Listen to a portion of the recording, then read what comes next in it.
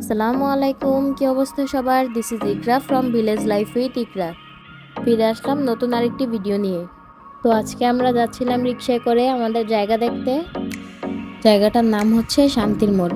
মাশাল্লাহ, নামে যেরকম শান্তি কাজেও সেরকম শান্তি। আবরারও গিয়েছিল আমাদের সাথে। আবরার তো রিক্সায় উঠে মাশাল্লাহ অনেক খুশি। শুধু রিক্সা না, আবরার যে কোনো গাড়ি হোক না কেন ঘুরতে পছন্দ করে। গাড়ি দিয়ে শুধু ঘুরতে না, খেলতেও পছন্দ করে। এক কথায় ওর গাড়ি হলে আর কিছুই লাগে না। Bye bye. আবরার ওর দাদা ভাইয়ের কোলে বসেছিল। তো আব্বু ওকে বলছিল আমাদেরকে বাই বাই বলার জন্য, ও বলছিল বাই বাই। রিক্সা থেকে চারিদিকটা দেখতে অনেক সুন্দর লাগছিল। এদিকের বেশিরভাগ জমিতেই দেখলাম শুধু ভুট্টা লাগানো হয়েছে।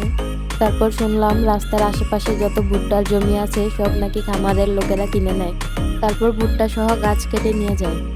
তারপর চারিপাশটা দেখতে দেখতে চলে আসলাম আমাদের মূল গন্তব্যে। আমাদের জায়গার কাছে আসার পর দেখলাম চারিদিকে আগাছা দিয়ে ভরে আছে। আগাছা পরিষ্কার করার জন্য ঘাসের ওষুধ দেওয়াতে ঘাসগুলো শুকনো হয়ে আছে। এই জায়গাটাও আগে একটা জমি ছিল, এটাতেও ফসল চাষ করা হতো। পরে এটাতে পার বাঁধা হয়। পারগুলো বাঁধার পর পুকুরের মতো হওয়ায় এটাতে মাছ ছাড়া হয়। মাছ ছাড়ার পর এখান থেকে অনেকবার মাছ ধরেও খাওয়া হয়েছে। এই পুকুরে তেলাপিয়া, তারপর রুই, কাতলা আরও অনেক ধরনের মাছ জিয়ানো হয়েছে।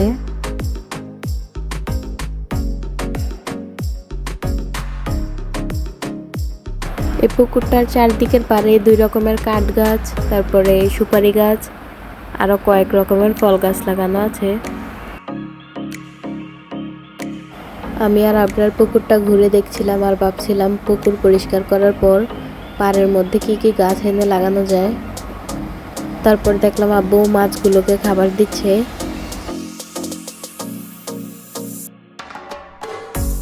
মাছগুলোকে খাবার দেওয়া শেষ করলে আমরা সবাই বাড়ির উদ্দেশ্যে রওনা হই।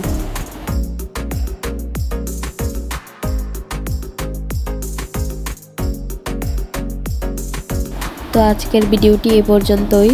ফিরে আসবো নতুন কোনো ভিডিও নিয়ে। ততক্ষণ পর্যন্ত ভালো থাকবেন, সুস্থ থাকবেন, আমার জন্য দোয়া করবেন। Thank you so much for watching.